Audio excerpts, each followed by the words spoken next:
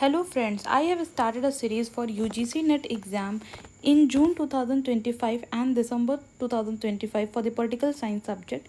This series is very beneficial for those students who can't afford paid courses because in this series I will complete the whole syllabus of political science unit by unit wise and topic by topic wise. So please like, share and subscribe my channel so that you can get further videos on time. For completing this series, it will take 1 to 2 months and then we will practice previous year questions also. I will use both the language that is Hindi and English for explaining the topic. This is unit number 2 political thought and within this unit number 2 this is chapter number 11 on Karl Marx. So today we are going to study about the philosophy of Karl Marx. So Karl Marx का अगर हम timeline देखें सो वो है 1888 to 1883 AD. हमने इससे पहले जिनको स्टडी किया था, जिनकी फ़िलासफ़ी को हमने स्टडी किया था, वो तो जॉन स्टुअर्ट मिल. हमने मिल के बारे में इससे पहले वाली वीडियो में पढ़ा था. अभी हमें इस वीडियो में देखना है, इस लेक्चर में हमें देखना है अबाउट कार्ल मार्क्स, उनकी philosophy. So he was most extensively admired as well as criticized scholar of human history. Karl Marx को बहुत ही ज़्यादा एडमायर भी किया जाता है और कार्ल मार्क्स की जो फ़िलासफ़ी है उनको उस फ़िलासफ़ी की वजह से क्रिटिसाइज़ भी किया जाता है. He was also called as father of communism. इनको फादर ऑफ कम्युनिज़म क्यों बोलते हैं? क्योंकि इन्होंने कम्युनिज़म फ़िलासफ़ी के लिए को दिया था और सबसे ज़्यादा कम्युनिज़म फ़िलासफ़ी के लिए इनको जाना जाता है. That's why he is called as the father of communism.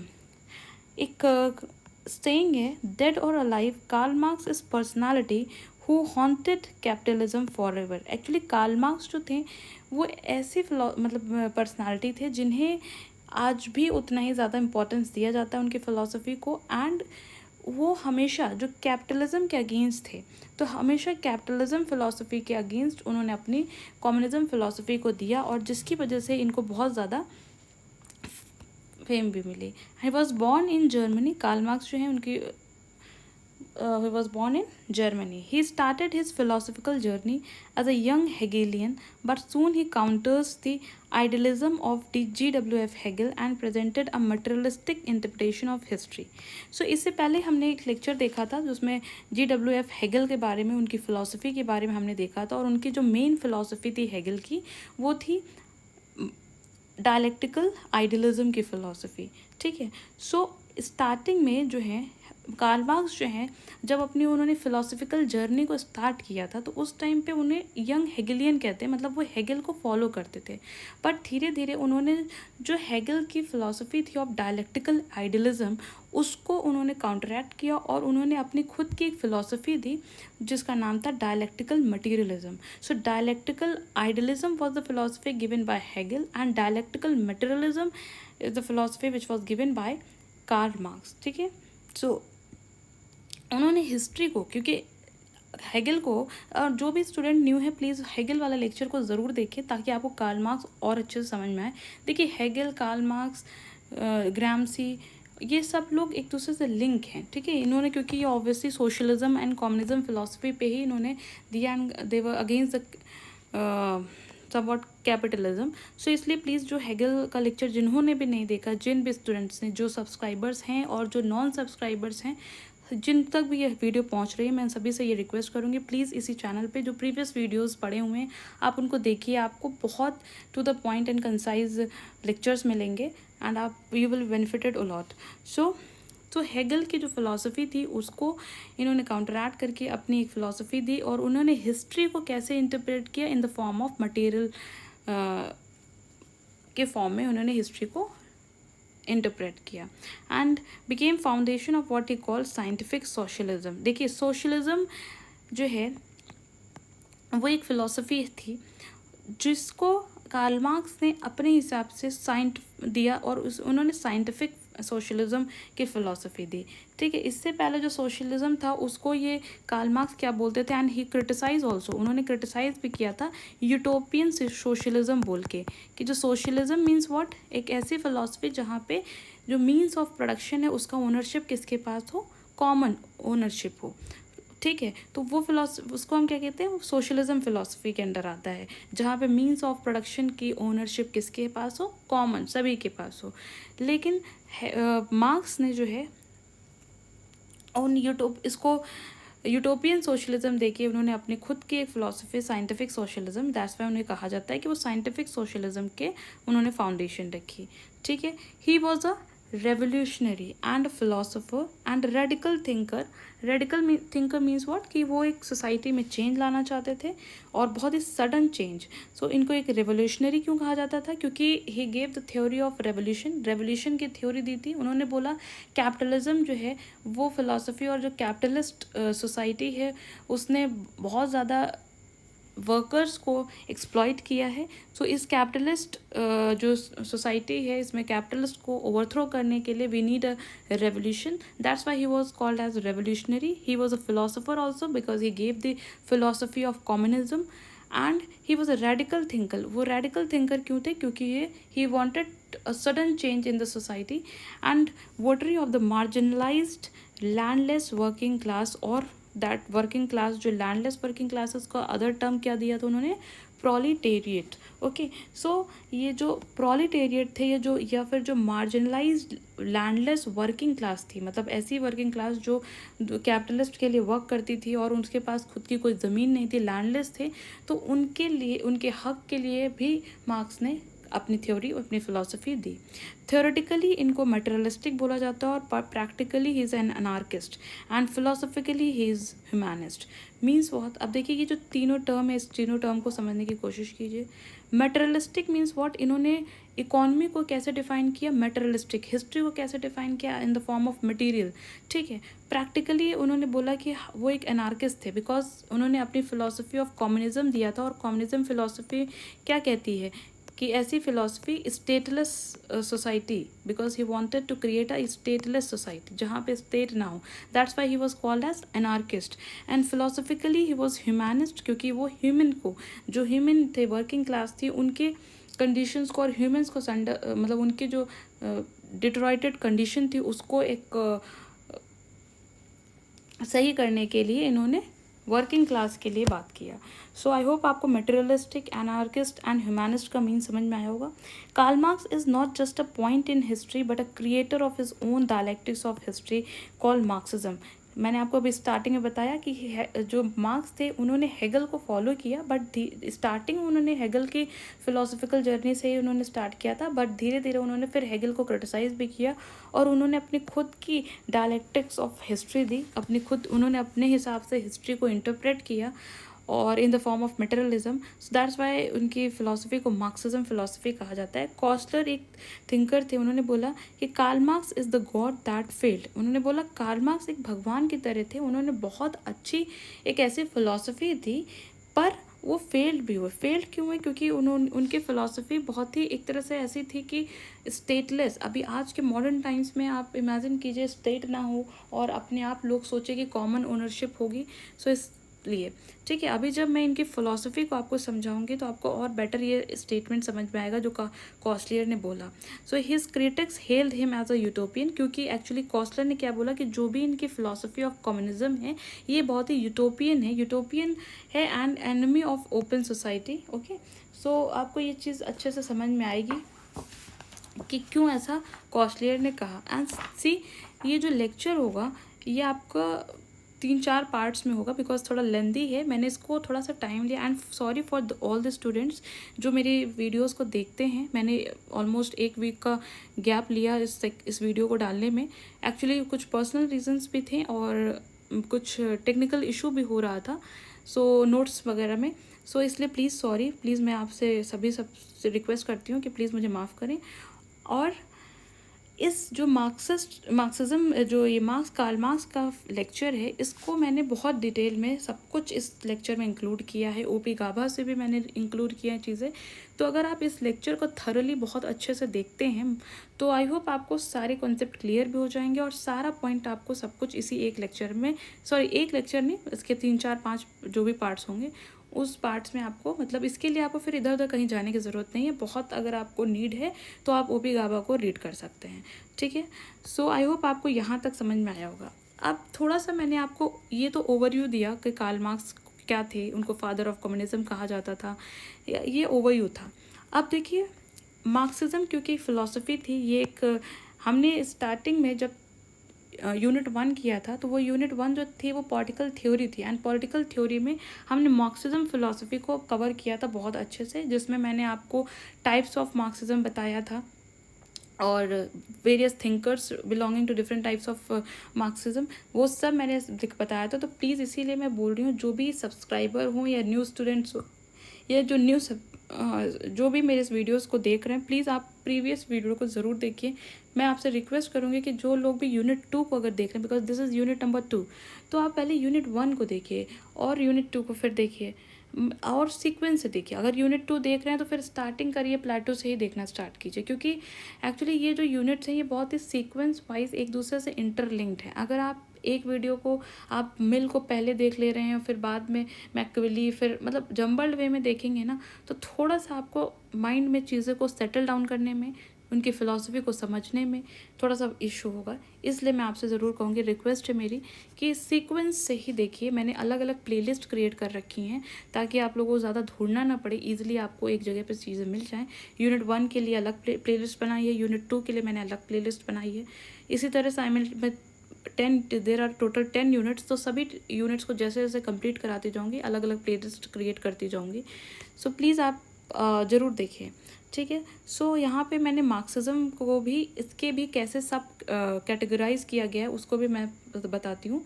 बस यहाँ पे एक ओवरव्यू देंगे, क्योंकि इसका मार्क्सिज्म का ऑलरेडी मैंने एक पूरा लेक्चर डाल रखा हुआ है। सो मार्क्सिज्म में भी क्लासिकल मार्क्सिज्म होता है टाइप, और एक न्यू मार्क्सिज्म था। क्लासिकल मार्क्सिज्म में देखिए, क्लासिकल जो मार्क्सिस्ट थे उनकी फ़िलॉसफी क्या थी? डायलेक्टिकल मटेरियलिज्म की फ़िलॉसफी थी। अब ये जो टर्म है ना, डायलेक्टिकल मटेरियलिज्म, इसको मैं अभी बहुत अच्छे से नीचे एक्सप्लेन करूँगी। फिर क्लासिकल मार्क्सिज्म की जो साइंटिफिक बेसिस थी वो क्या थी? हिस्टोरिकल मटेरियलिज्म, ठीक है। सो डायलेक्टिकल मटेरियलिज्म क्या थी? फिलॉसफी थी क्लासिकल मार्क्सिस्ट की, और उनका साइंटिफिक बेसिस क्या था? हिस्टोरिकल मटेरियलिज्म का था। सोशोलॉजी मतलब वो सोसाइटी में क्या देखते थे, उन्होंने क्लास कॉन्फ्लिक्ट को रीज़न बताया था, और इकोनॉमी को वो कैसे डिफाइन करते थे? सरप्लस वैल्यू के कॉन्सेप्ट से।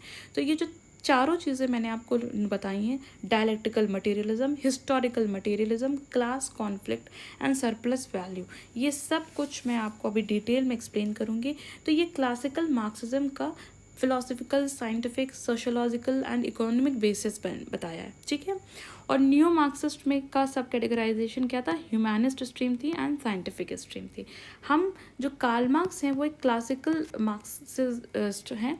सो हम इन ये सारे टर्म्स को समझेंगे, डायलेक्टिकल मटेरियलिज्म को, हिस्टोरिकल मटेरियलिज्म को, क्लास कॉन्फ्लिक्ट्स को, ठीक है। मैंने यहाँ पे आपको मार्क्सिज्म को के टाइप्स को भी बताया। अब मार्क्सिस्ट जो थ्योरीज थी वो दो तरह की होती हैं, एक इंस्ट्रूमेंटल थ्योरी एंड एक स्ट्रक्चरलिस्ट थ्योरी, ठीक है। स्ट्रक्चरलिस्ट, अब मार्क्स जो इंस्ट्रूमेंटलिस्ट थ्योरी है उसमें मार्क्स और एंजल्स आते हैं, ठीक है। एंजल जो थे वो मार्क्स के ही बहुत अच्छे फ्रेंड्स थे, ठीक है। अब इसमें देखिए, इंस्ट्रूमेंटलिस्ट थ्योरी मतलब क्या? इंस्ट्रूमेंट मीन्स क्या होता है? किसी चीज़ को हम यूज़ कर रहे हैं for it is like a tool. तो इंस्ट्रूमेंटलिस्ट थ्योरी के अकॉर्डिंग कैसे डिफाइन किया गया था सोसाइटी को, कि कैपिटलिस्ट जो हैं वो वर्कर क्लास को एज अ इंस्ट्रूमेंट यूज़ करते हैं for their own benefit, okay. I hope मैंने बहुत ही एक सिंपल सी मतलब लैंग्वेज में, सिंपल सी लाइन में आपको इस इंस्ट्रूमेंटलिस्ट थ्योरी को समझाने की कोशिश किया। यहाँ पे स्टेटमेंट देखिए, modern state is but a committee for managing the common affairs of the whole bourgeoisie. Means what? देखिए, बुर्जवासी क्लास कौन सी है? कैपिटलिस्ट क्लास को ही कहते हैं, ठीक है। एंड वर्किंग क्लास का अदर नेम मैंने क्या बताया आपको? Proletariat, okay. So modern state क्या है? मार्क्स और एंजल के अकॉर्डिंग मॉडर्न स्टेट क्या है? एक तरह से एक ऐसी कमिटी है जो बुर्जवासी या जो कैपिटलिस्ट क्लास है उन्हीं के इंटरेस्ट को फुलफिल करती है, उन्हीं के जो अफेयर्स हैं उनको ही मैनेज करती है। So state is an instrument used by the bourgeoisie to fulfil their interest. So अब इसमें जो इंस्ट्रूमेंटलिस्ट थ्योरी है उसमें कौन कौन से राइटर्स है? C.W. Mills, Robert Dahl, Ralph Miliband, these are the thinkers which comes under instrumentalist theory. फिर एक थ्योरी है स्ट्रक्चरलिस्ट थ्योरी। अब इसमें कौन कौन से थिंकर्स आते हैं? Nicos Poulantzas, Antonio Gramsci. तो ग्राम्सी हम लोग पढ़ेंगे, इसका एक सेपरेट लेक्चर है उसमें। तो ये जो ग्राम्सी हैं वो स्ट्रक्चरलिस्ट थ्योरी से बिलोंग करते हैं, और मार्क्स जो हैं वो इंस्ट्रूमेंटलिस्ट थ्योरी से बिलोंग करते हैं। तो मार्क्सिज्म की भी दो थ्योरीज हैं, instrumentalist theory and structuralist theory. So marks जो है वो इंस्ट्रूमेंटलिस्ट थ्योरी से बिलोंग करते हैं, और इस ग्राम्सी जो है वो स्ट्रक्चरलिस्ट थ्योरी से बिलोंग करते हैं, क्योंकि ग्राम्सी ने बेस और सुपर स्ट्रक्चर मॉडल को भी डिस्क्राइब किया था। इन्होंने सुपर स्ट्रक्चर मॉडल को में सिविल सोसाइटी को बहुत डिटेल में और उसको इम्पोर्टेंस भी दी थी। इन्होंने सुपर स्ट्रक्चर को, एक्चुअली जो मार्क्स ने भी बेस एंड सुपर स्ट्रक्चर को डिफाइन किया था, बट मार्क्स ने ग्राम्सी ने और डिटेल वे में सुपर स्ट्रक्चर को डिफाइन किया था। इस सुपर स्ट्रक्चर को और डिटेल स्टडी की थी, और इस हम लोग ग्राम्सी के चैप्टर में इस चीज़ को पढ़ेंगे। So it is further divided into political structuralism and economic structuralism. तो पॉलिटिकल स्ट्रक्चरलिज्म में जो थिंकर्स आते हैं जैसे लुइस एल्थोजर, पुलंजास, तो ये पॉलिटिकल स्ट्रक्चरलिज्म को पॉलिटिक्स में कैसे, मतलब जो इन्होंने अपना स्ट्रक्चर बताया था सोसाइटी का, सो वो पॉलिटिकल स्ट्रक्चरलिज्म का बेसिस बताया था। और पॉल बैरन, इमानुएल वॉलरस्टीन, ये इकोनॉमिक स्ट्रक्चरलिज्म को डिफाइन किए थे। ठीक है, तो हमें जो कोर्स में है वो पढ़ना है, मार्क्स को पढ़ना है, ग्राम्सी को पढ़ना है, जो इस यूजीसी के कोर्स में है। ठीक है, सो आई होप आपको ये क्लासिफिकेशन, एक्चुअली मैंने ये क्लासिफिकेशन आपको एग्जाम में डायरेक्टली नहीं आएगा, बट किसी भी थ्योरी को समझने के लिए मैं ऐसा मानती हूँ कि जब तक उसके बेसिक नहीं समझ में आती हैं तो आप उस थ्योरी को समझ नहीं सकते, फिर आप उसको रट रहे हैं। सो आपको ये क्लासिफिकेशन अगर आपके माइंड में सेट होगा तो आप बहुत ईजिली चीज़ों को ग्रैस्प कर पाएंगे। अदरवाइज हमेशा यही कंफ्यूज रहेंगे, अच्छा ये क्लासिकल मैक्सिज्म था, या इंस्ट्रूमेंटलिस्ट क्या होता है, स्ट्रक्चरलिस्ट क्या होते हैं। सो आई होप इसीलिए मैंने ये क्लासिफिकेशन दिया है। ठीक है, अब मार्क्स और एंजल्स, मैंने बताया ना, एंजल जो है वो मार्क्स के ही बहुत ही अच्छे फ्रेंड थे, तो इन दोनों का बहुत ही मेजर साथ में इन लोगों ने कंट्रीब्यूट किया था। तो 7 कॉन्सेप्ट थे। एक डायलेक्टिकल मटेरियलिज्म का, मैंने आपको ऊपर अभी 4 कॉन्सेप्ट ऑलरेडी मैंने मेंशन कर रखा है, like dialectical materialism, historical materialism, class conflict, surplus value. इन सभी कॉन्सेप्ट को हम लोग डिटेल में पढ़ेंगे। So dialectical materialism, historical materialism, theory of revolution, doctrine of class conflict, concept of surplus value, concept of freedom and role of private property. तो इन सभी कॉन्सेप्ट्स पे मार्क्स का क्या कहना था, इन सब चीज़ों को हम अच्छे से समझेंगे। सो सबसे पहले जो है हम कैपिटलिज्म एंड फ्रीडम को समझते हैं। ठीक है, so Karl Marx was deeply concerned by the exploitation of the working class by the capitalist का अदर नेम मैंने आपको क्या बताया, बुर्जुआजी। ठीक, सो कार्ल मार्क्स जो थे वो बहुत ज़्यादा कंसर्न थे कि जो कैपिटलिस्ट थे वो वर्किंग क्लास को एक्सप्लॉइट करते थे for their own interest, for their own economic benefit. So इस चीज़ को लेके कार्ल मार्क्स काफ़ी कंसर्न थे, और इन्होंने अपनी पूरी फिलॉसफी इसी पे बेसिस पे लिखी। तो इसीलिए he was against the capitalism philosophy. ठीक है, कार्ल मार्क्स जो थे वो कैपिटलिज्म फिलॉसफी के अगेंस्ट थे, क्योंकि उनके अकॉर्डिंग कैपिटलिस्ट जो बुर्जुआसी सोसाइटी जो थी, अगर ये इकोनॉमी जो है वो कैपिटलिस्ट सोसाइटी रहती तो कैपिटलिस्ट सोसाइटी में क्लास डिवाइड हो, जो सोसाइटी है वो 2 क्लासेस में डिवाइड हो जाती है, एक अपर क्लास, एक लोअर क्लास, और वी कैन से दैट एक कैपिटलिस्ट क्लास एंड एक वर्किंग क्लास, या बुर्जुआसी या प्रोलेटेरिएट। ठीक है, these are the different names. So in particular 2 classes में सोसाइटी डिवाइड हो जाती है, और एक क्लास दूसरी क्लास को एक्सप्लॉइट करती है। So that's why he was against the capitalism and he was against the capitalist society. So under capitalist mode of production, अगर जो सारा मोड ऑफ प्रोडक्शन है वो कैपिटलिस्ट मोड ऑफ प्रोडक्शन है, तो all forces of production are monopolised by the capitalist and working class are left at the mercy of the market. So इस point का मतलब क्या हुआ कि अगर मोड ऑफ प्रोडक्शन, मतलब जो प्रोडक्शन हो रहा है वो किस टाइप का है, वो अगर कैपिटलिस्ट मोड है, तो वहाँ पे क्या होता है कि जो भी मीन्स ऑफ प्रोडक्शन या फोर्स ऑफ जैसे land, labour and all thing, तो कैपिटल, तो ये सब कौन मोनोपलाइज कर लेता है, एक तरह से पूरी मार्केट को मोनोपलाइज कौन कर लेता है, कैपिटलिस्ट, कुछ अपर क्लास के लोग, और वो लोग मोनोपली करके वर्किंग क्लास जो उस पर्टिकुलर फैक्ट्री में या उस पर्टिकुलर इंडस्ट्री में वर्क कर रहे हैं उनको एक्सप्लॉइट किया जाता है, और वो उनके पास कुछ भी नहीं रह जाता एक तरीके से। ठीक है, सो दो his ideas like historical materialism and dialectical materialism, तो इन दोनों के आइडियाज़ के थ्रू, मतलब इन 2 कॉन्सेप्ट्स के through, historical materialism and dialectical materialism के कॉन्सेप्ट के थ्रू, इन्होंने इस चीज़ को एक्सप्लेन करने की कोशिश की, इस चीज़ को प्रूव करने की कोशिश की कि कैसे इकोनॉमी का बेस कैसा है, किसी भी सोसाइटी में इकोनॉमिक बेस कैसा है। वो एक प्राइम रीज़न होता है कि प्रोलेटेरिएट मीन्स वर्किंग क्लास को एक्सप्लॉइट करने का। अगर इकोनॉमिक बेस फ्यूडलिस्टिक सोसाइटी है, फ्यूडल सिस्टम है, तो वहाँ पे लैंड्स एंड सर्फ्स होंगे, मतलब सर्फ्स कौन होंगे, जो जो टेनेंट्स, जो जिनके लैंड होल्डर्स, जिनके पास ज़्यादा लैंड होल्डिंग है, उन वो कुछ लोगों को हायर करते हैं एज अ सर्फ, और जो उनके लैंड पे वर्क करते। तो इस तरह से अगर कैपिटलिस्ट सोसाइटी है तो फिर वहाँ पे कैपिटलिज्म सोसाइटी रहेगी, तो वहाँ पे वर्किंग क्लास एंड बुर्जुआसी क्लास है। सो इन्होंने इसीलिए ये कार्ल मार्क्स ने क्या बोला कि किसी भी सोसाइटी का इकोनॉमिक बेस कैसा है और उसके ऊपर किसकी मोनोपोली है, वो मेन रीज़न होता है कि प्रोलेटेरिएट या वर्किंग क्लास का सब्जुगेशन होगा या नहीं होगा। So understanding of capitalism. अब ये तो दो मैंने यहाँ पे बुक्स लिख रखी हैं। These books are very important. The Das Kapital 1867 में लिखी गई है, a contribution to the critique of political economy. So यहाँ ये दो बुक्स कार्ल मार्क्स की बहुत ही इंपॉर्टेंट बुक्स है, इनके नेम्स आपको याद रखना।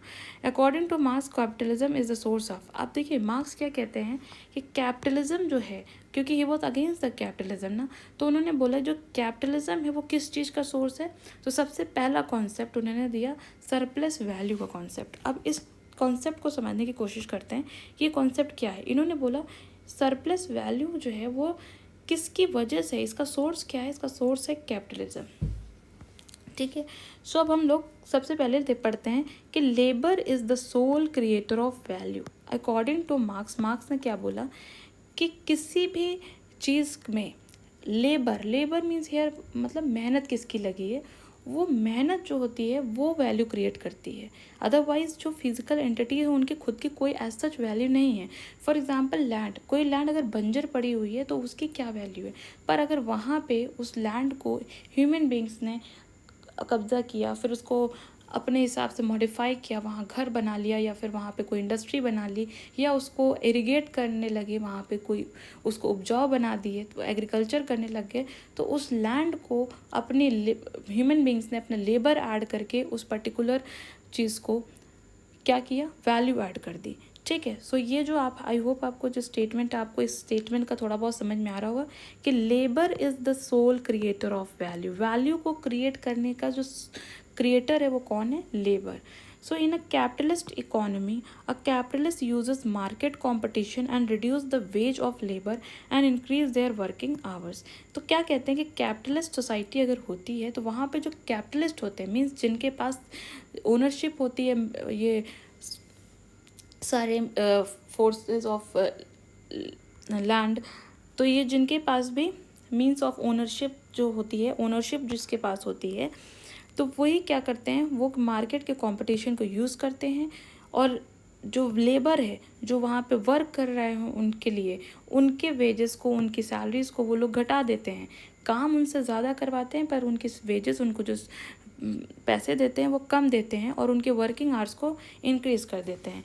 तो वर्किंग आवर्स को इंक्रीज़ करके उनको, लेकिन सैलरी में कोई इंक्रीज़ नहीं बल्कि उसको घटा दिया जाए, वेजेस को उनके घटा देते हैं। और पर वो जो वर्कर है, वो तो वर्कर ज़्यादा टाइम के लिए मेहनत कर रहा है, तो ऑब्वियस सी बात है ज़्यादा वैल्यू क्रिएट कर रहा होगा, और वो जो वैल्यू क्रिएट करता है वो कैपिटलिस्ट अपने ओन प्रॉफिट, अपने प्रॉफिट में उसको ऐड कर लेते हैं। ठीक है। सो इसी को क्या टर्म, इस टर्म पर्टिकुलर चीज़ के लिए इस क्या टर्म दिया गया है, सरप्लस वैल्यू का कॉन्सेप्ट दिया है मार्क्स ने।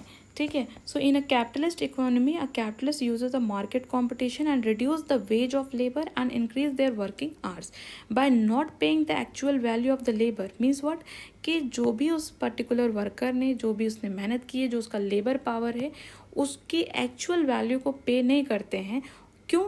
अपने खुद के प्रॉफिट को इंक्रीज़ करने के लिए। फॉर एग्जांपल किसी एक लैंड, मान लीजिए कोई एक फैक्ट्री है, उस फैक्ट्री में 8 घंटे मजदूर काम कर रहे थे, और अब लेकिन जो ओनर था उसको लग रहा है, और वो फैक्ट्री है सपोज़ वाटर बॉटल बनाने की, प्लास्टिक वाटर बॉटल बनाने की फैक्ट्री है।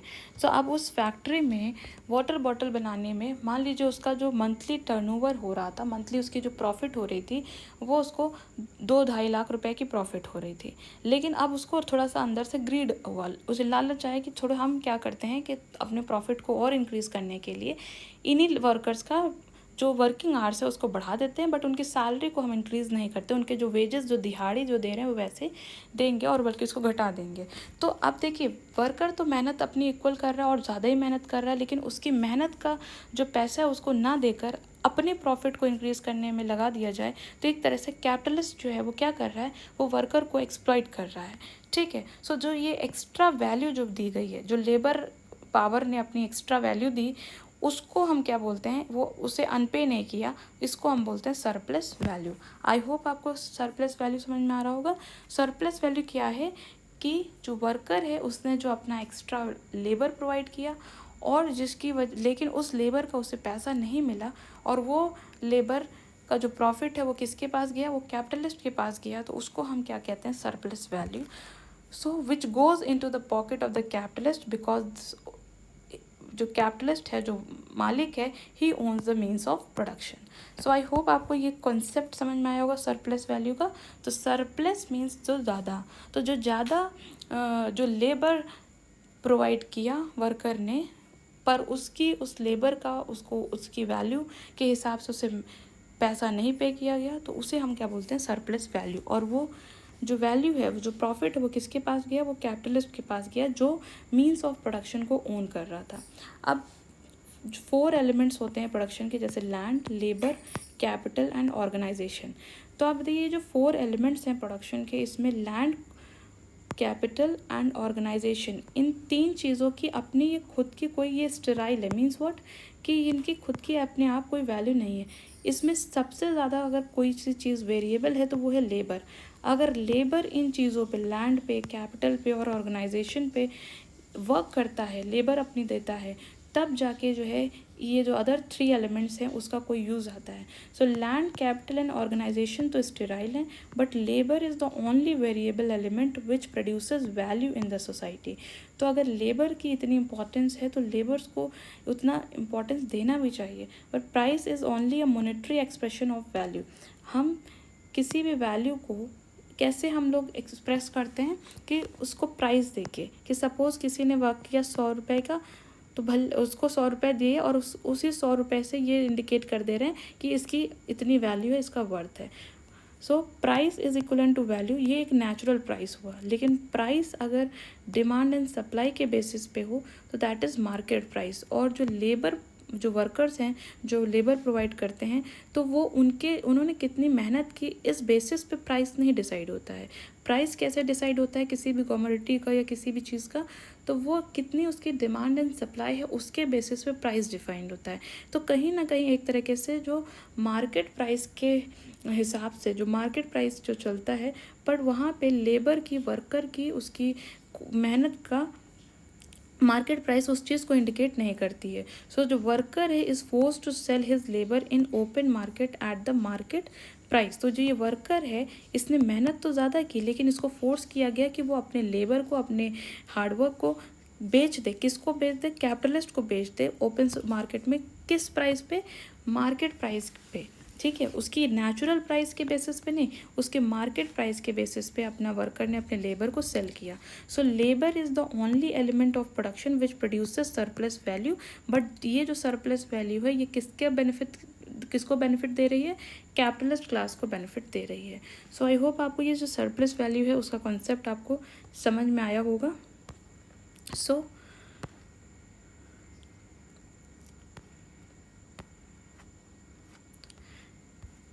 अब हम नेक्स्ट कॉन्सेप्ट को पढ़ेंगे, एक्सप्लॉयटेशन। इसके बाद हम एक नेक्स्ट वीडियो बनाएंगे, उस पर हम इस कॉन्सेप्ट को पढ़ेंगे। आई होप आपको यहाँ तक चीज़ें आपको समझ में आई होंगी। So thank you so much for watching this video.